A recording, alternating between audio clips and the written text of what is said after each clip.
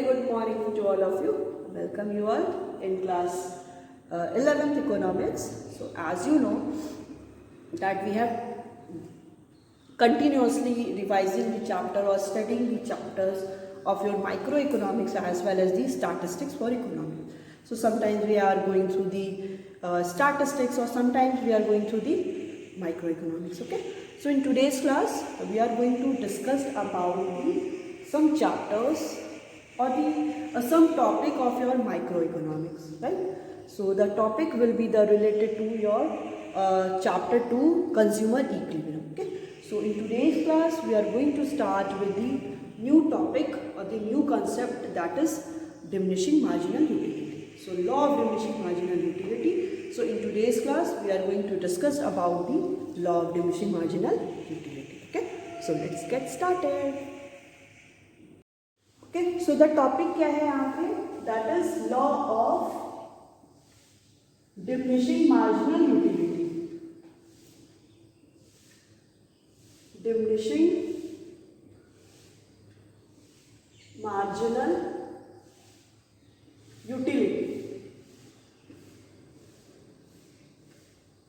So first of all हम ये समझते हैं कि diminishing marginal utility होता क्या है, ठीक है. सो जब भी हम लोग बात करते हैं कि marginal utility, so utility first the term is यहाँ पे क्या है, that is utility. So utility क्या होता है, simply utility is the want satisfying power of the any commodity.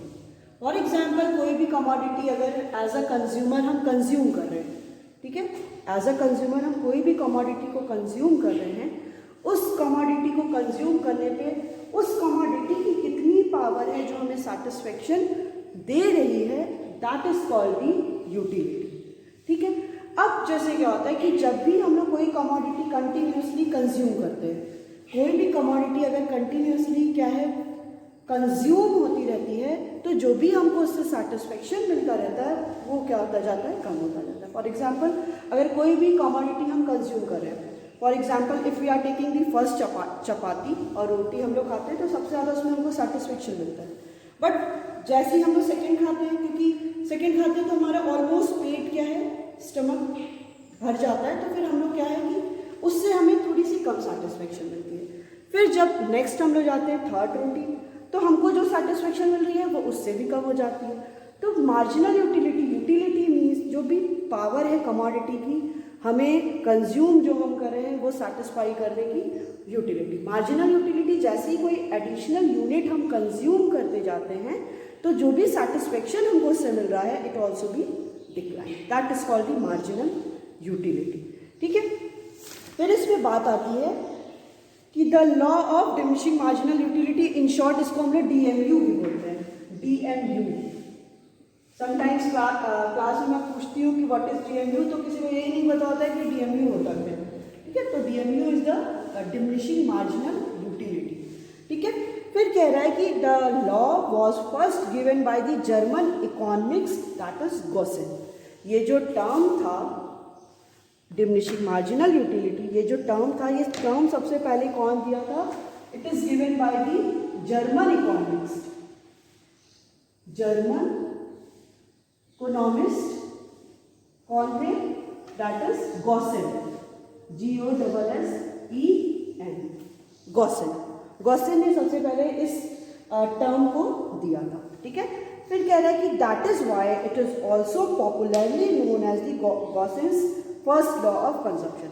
सो यहाँ पे एक 1 मार्क्स का क्वेश्चन आपका हो सकता है जैसे MCQ बेस्ड कि विच थियरी और which law is also known as the Gossen's first law of consumption. ठीक है. किस लॉ और किस थियरी को हम लोग क्या कहते हैं, Gossen's first law of consumption भी कहते हैं. तो इसमें आपके ऑप्शंस हो जाएंगे diminishing marginal utility, cardinal utility, ordinal utility और different kind of law variable proportion. तो ऐसे आपके पास ऑप्शंस हो जाएंगे. दैट बिकम्स आपको क्या है कंफ्यूज करेगा, बट आपको पता होना चाहिए कि ये जो लॉ है, the law of diminishing marginal utility is also known as. So आप लोग साथ ही साथ इसको एक पैरेलल आप एक जिस्ट भी अपनी कॉपी में प्रिपेयर भी कर सकते हो, जिससे हम लोग को जो मेन टर्म्स है वो भी मिलते रहेंगे. Is also called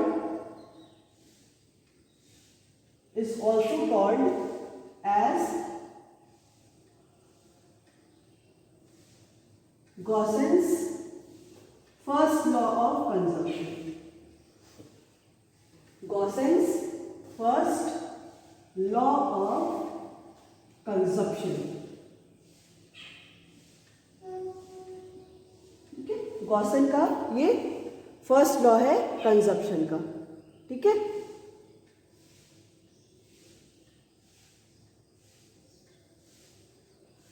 okay.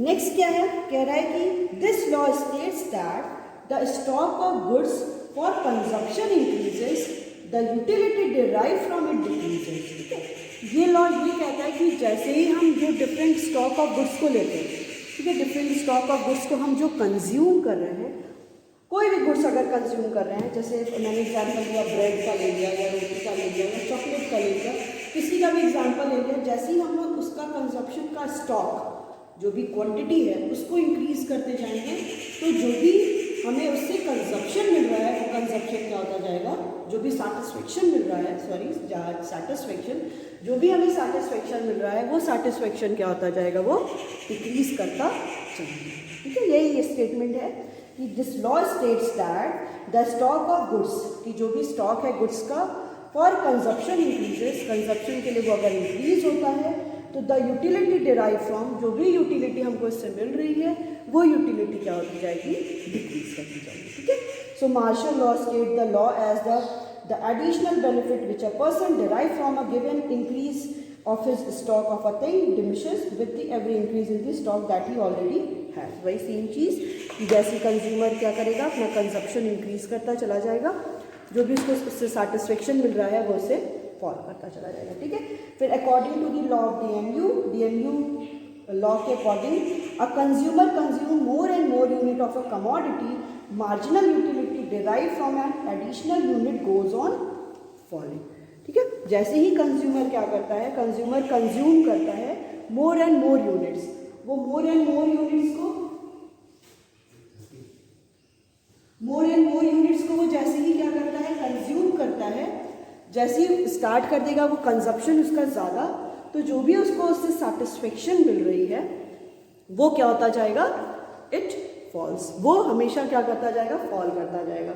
यही बताता है. So a consumer consume more and more unit of a commodity, marginal utility derive from the additional unit, जो भी मार्जिनल यूटिलिटी उसको मिल रही है from the additional unit, it goes on falling, वो क्या होती जाएगी, फॉल करती चली जाएगी. ठीक है, so the utility derive from each and successive unit falls. ठीक है, जैसे मैंने एग्जाम्पल दिया था कि अगर हम लोग को एक डेयरी मिल्क मिल जाती है, ठीक, if you are consuming the Dairy Milk को अगर हम लोग को एक चॉकलेट मिल गई, तो सबसे पहले अगर एक चॉकलेट की एक पीस हम लोग कंज्यूम करते हैं, फिर दूसरी पीस मिल गई, तो जो सेटिस्फेक्शन हमें फर्स्ट स्लाइस या फर्स्ट जो पीस है किसी भी चॉकलेट की वो हमें दे रही है, वो सेकेंड हमको उससे कम देगी, थर्ड हमें, फिर हम लोग क्या करते हैं कि अरे नहीं बहुत खा लिया, अब नहीं खा सकते, इसको रख दो, बाद में खाएंगे जब मन करेगा.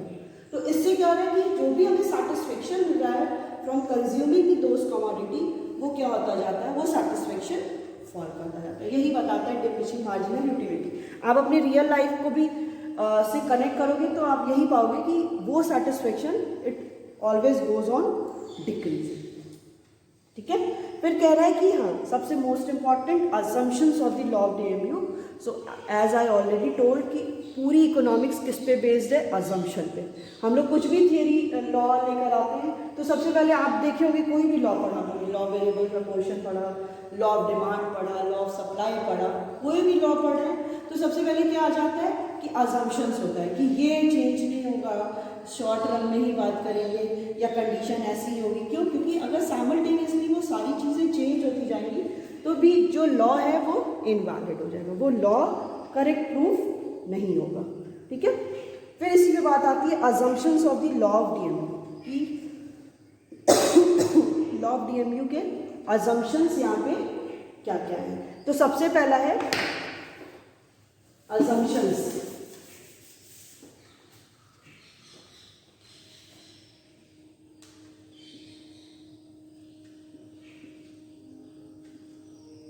सबसे पहला असम्पशन है that is cardinal measurement of the utility. तो यहाँ पे एक टर्म आएगा that is cardinal measurement of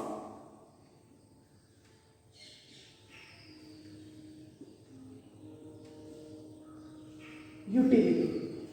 देखिए यूटिलिटी मैंने बताया, utility is a bond satisfying power of the commodity. कोई भी कमोडिटी का कोई भी कमोडिटी की कितनी ज़्यादा पावर है कि वो हमें सेटिस्फेक्शन देती है, that is called the utility. Now the utilities of two types. Utility क्या होती है? टू टाइप्स की होती है, that is cardinal utility and the ordinal utility. Cardinal utility वो यूटिलिटी होती है जिसमें हम लोग जो भी कमोडिटी कंजप्शन कर रहे हैं, हमें उससे जो भी सेटिस्फेक्शन मिल रहा है, that will be in the numerical terms, और द न्यूमेरिक टर्म्स में होगा कि हम 1 यूनिट खाए, 2 यूनिट कंज्यूम किए, 3 यूनिट कंज्यूम किए, 4 यूनिट कंज्यूम किए, मतलब that will be in the numeric terms, numbers के ही टर्म्स में वो होगा। ठीक है, वही सेम चीज़ है। और अगर हम लोग बात करते हैं ऑर्डिनल यूटिलिटी, ऑर्डिनल यूटिलिटी का मतलब होता है कि हम कोई भी कमोडिटी को सबसे पहले रैंक देते हैं कि हम किसको सबसे अच्छा कहेंगे। जैसे मैंने एग्जांपल दिया था, आपके पास डेयरी मिल्क हो गया, किटकैट हो गया, फ्यूज हो गया, या कोई अदर चॉकलेट भी हो गई। इसमें आप क्या करते हो, किसको सबसे पहला रैंक देते हो, मतलब आप वो रैंक किसके अकॉर्डिंग दोगे, that will be based on your preference. आपके प्रेफरेंस पे बेस्ड होगा कि आप किसको प्रेफर करें। फॉर एग्जांपल किसी के लिए किटकैट क्या होगी, ज़्यादा प्रेफरेंस में होगी, किसी के लिए मंच ज़्यादा प्रेफरेंस में होगी, किसी के लिए किटकैट प्रेफरेंस में होगी, किसी के लिए फ्यूज प्रेफरेंस में होगी। ये क्या है, अलग अलग बेस्ड है, क्योंकि हो सकता है मुझे किटकैट ज़्यादा पसंद हो as compare to the Dairy Milk. 5 star भी हो सकती है, तो डिफरेंट चॉकलेट्स और the different options are there. So ordinal utility में क्या होता है, कोई भी कंज्यूमर अपना जो भी कमोडिटी को कंज्यूम कर रहा है उसमें वो उसको रैंक देता है कि कौन सी कमोडिटी उसको ज़्यादा सेटिस्फेक्शन देगी। तो सेटिस्फेक्शन टोटली बेस्ड ऑन, और satisfaction power is totally based on कि कंज्यूमर किस कमोडिटी को ज़्यादा कंज्यूम करेगा, वो किस पे बेस्ड होता है, उसकी प्रेफरेंस पे। ठीक है, तो ये हो गया टू टाइप्स के, कार्डिनल और दी ऑर्डिनल यूटिलिटी। तो यहाँ पे कह रहा है कि cardinal measurement of the utility. तो लॉ ऑफ जो डीएमयू है, law of diminishing marginal utility, it is based on the, basically based किस पे है ये बेस्ड है आपका कार्डिनल मेजरमेंट पे। कार्डिनल मेजरमेंट मतलब हम जो भी कमोडिटी को कंज्यूम कर रहे हैं, हमें जो भी कमोडिटी सेटिस्फेक्शन दे रही है, वो किस में कंटिन्यू होगा, वो किस में मेजर किया जाएगा, न्यूमेरिक टर्म्स में, कि 1 यूनिट कंज्यूम किया, 2 यूनिट कंज्यूम किया, 3 यूनिट कंज्यूम किया, एंड सो ऑन। ठीक है, so cardinal measurement of the utility, so it is assumed that utility can be measure in the quantitative terms. ठीक है, तो जो भी यूटिलिटी मेजर होगी वो किस में होगी, क्वांटिटेटिव टर्म्स में, मतलब क्वांटिटी में होगी, क्वांटिटेटिव टर्म्स। लाइक क्या क्या हो गया, 1, 2, 3, 4 एंड सो ऑन, हम जितनी भी कमोडिटी को कंज्यूम कर रहे हैं। ठीक है, सेकंड है standard unit of measurement. Standard unit of measurement. Standard unit of measurement का मतलब हो गया कि जो भी हम लोग कमोडिटी कंज्यूम कर रहे हैं वो क्या होना चाहिए, उसका स्टैंडर्ड होना चाहिए। कैसा स्टैंडर्ड, दैट मीन्स कि फॉर एग्जाम्पल अगर आपको कोई एक चपाती दे दिया, ठीक है, और चपाती दिया भी है तो वो पूरी चपाती नहीं दे रहा है, उसका एक छोटा सा पीस दे दिया, थोड़ा सा तोड़ के वो दे दिया कि ये लो कंज्यूम करो, तो वो आपको वो कभी भी ऐसा नहीं कि आपको थोड़ी सी रोटी का पीस दे दिया फिर आपको वो सेकेंड रोटी का पीस देगा तो उसमें सेटिस्फेक्शन हमें कम होगी, नहीं, उसमें सेटिस्फेक्शन हमें ज़्यादा होगी। क्यों, क्योंकि वो स्टैंडर्ड यूनिट नहीं है। अब छोटा कोई भी चॉकलेट दे दी, चॉकलेट का पीस का भी उसमें थोड़ा सा कोई तोड़ के देगा तो हम लोग को अरे नहीं और चाहिए हमें, क्योंकि उससे सेटिस्फेक्शन नहीं मिलता है। वही कह रहा है कि स्टैंडर्ड यूनिट ऑफ मेजरमेंट, जो भी हम लोग मेजर कर रहे हैं वो क्या होना चाहिए, स्टैंडर्ड उसकी यूनिट होनी चाहिए। जैसे इसमें एग्जाम्पल दे रखा है ना कि unit of the measurement should not be very large और वेरी स्मॉल। जो भी यूनिट है मेजरमेंट की वो बहुत ज़्यादा भी नहीं होनी चाहिए और वो बहुत कम भी नहीं होनी चाहिए। For example water consumption should not be measure in drops. ठीक है, अब वाटर कंजप्शन का हम लोग देखें कि एक ड्रॉप किसी को वाटर दे दे जब वो एकदम थर्स्टी हो और उसको बोले कि सेकेंड ड्रॉप देंगे तो सिर्फ ये एक्सपेक्ट करेंगे कि वो उसको कम सेटिस्फेक्शन देगा, तो यहाँ पे जो भी लॉ है वो वॉइड हो जाएगा, मतलब कैंसिल हो जाएगा। क्यों, क्योंकि उस केस में उसको सेटिस्फेक्शन सेकेंड वाले से ज़्यादा मिलेगी, क्योंकि कोई भी थर्स्टी है उसको वो जो वाटर सेटिस्फेक्शन देगा वो हमेशा ही ज़्यादा होगा, ठीक है। फिर बात आती है that is continuous consumption.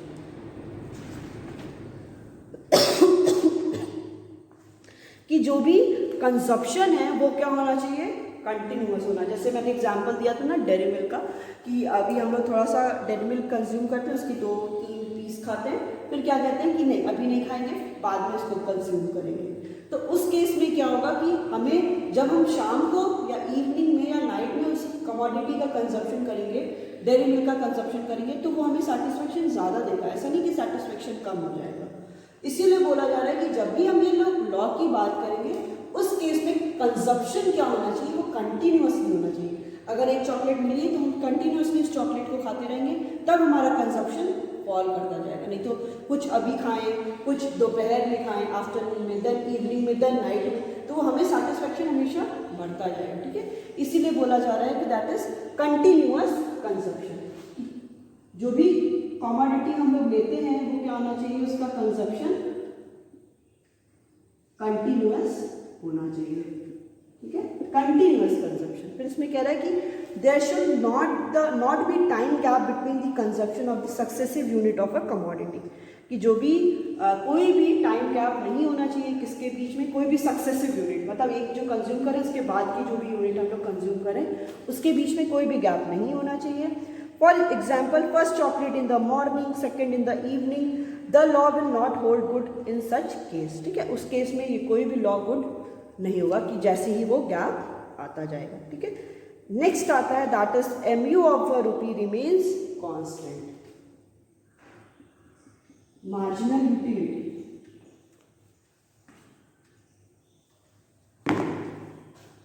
Marginal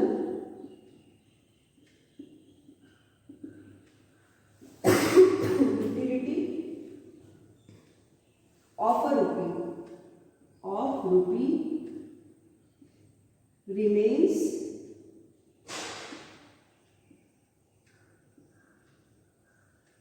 constant, ठीक है। जो भी मार्जिनल यूटिलिटी है,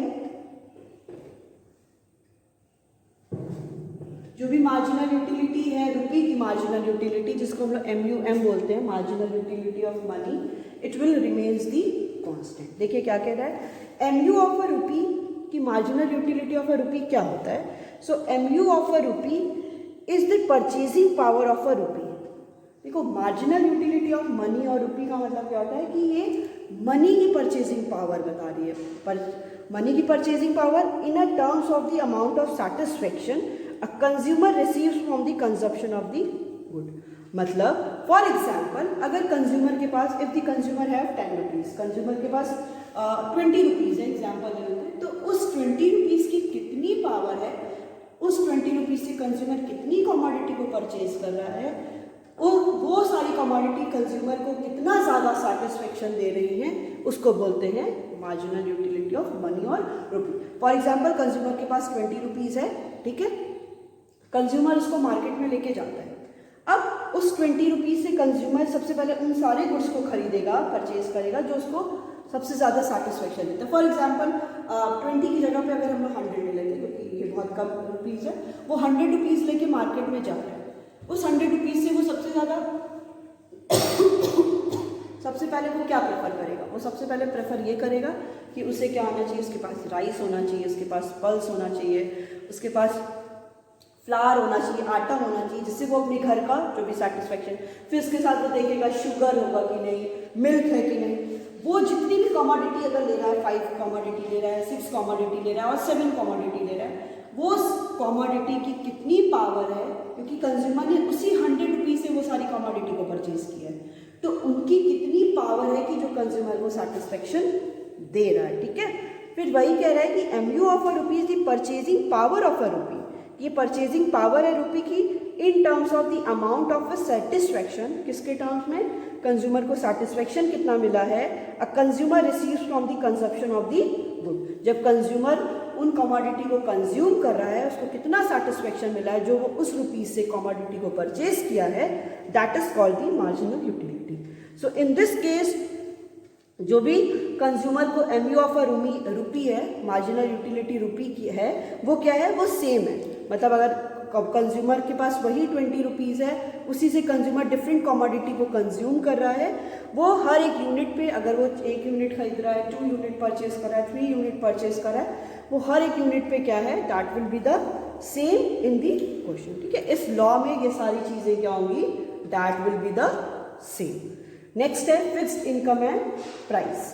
fixed income and the price, that means कि कंज्यूमर की, अगर हम लोगों ने अज्यूम किया है कि कंज्यूमर की इनकम, इनिशियली जब हम लोग ये लॉ को रीड करने जा रहे थे तो कंज्यूमर की इनकम 50,000 थी। तो जब तक हम लोग पूरा लॉ को कंप्लीट नहीं कर लेते, लॉ को पढ़ नहीं लेते, तब तक कंज्यूमर की इनकम 50 ही रहेगी। ये नहीं कि कंज्यूमर की इनकम पता चला है बीच में 52 हो गई, फिर कंज्यूमर की इनकम 55 होगी, ऐसा कुछ भी नहीं होगा। क्योंकि कंज्यूमर की इनकम क्या होगी, वो सेम की सेम रहेगी। ठीक है, नेक्स्ट आता है हाँ फिक्स्ड इनकम, कंज्यूमर की इनकम भी फिक्स रहेगी and the price of the those commodity. मतलब कंज्यूमर अगर चॉकलेट खरीद रहा है, डेयरी मिल्क खरीद रहा है, तो वो कंज्यूमर की इनकम अगर प्राइस जो है उस चॉकलेट की 20 थी, 20 वाली हम लोग डेयरी मिल्क परचेज करें, तो ऐसा नहीं कि बीच में वो प्राइस उसकी 22 हो गई या 18 हो गई, प्राइस क्या होगी, वो हमेशा उसकी सेम ही होनी चाहिए। ठीक है, सो ये क्या थे, इसके अजम्पशंस थे, assumptions of the law of DMU. DMU के लॉ ऑफ अजम्पशंस थे। सबसे पहला क्या हो गया, fifth is fixed income and price.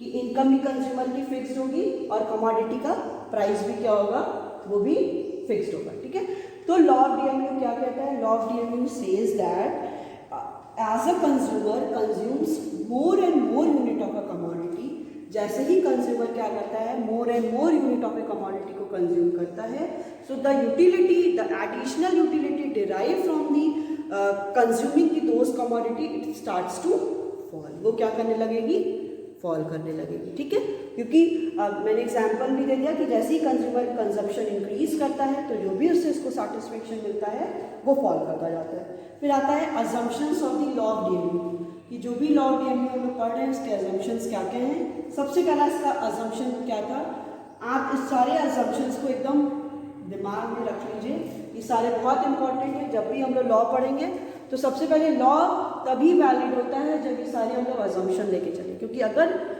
Randomly और या जब हम लोग उस लॉ को पढ़ें बीच में ये सारी चीज़ें चेंज हो जाएंगी तो हमारा लॉ क्या हो जाएगा, वो गलत हो जाएगा। ठीक है, तो सबसे पहला क्या हो गया, कार्डिनल मेजरमेंट ऑफ यूटिलिटी। जो भी यूटिलिटी है उसका क्या होगा, कार्डिनल मेजरमेंट होगा। नेक्स्ट क्या है,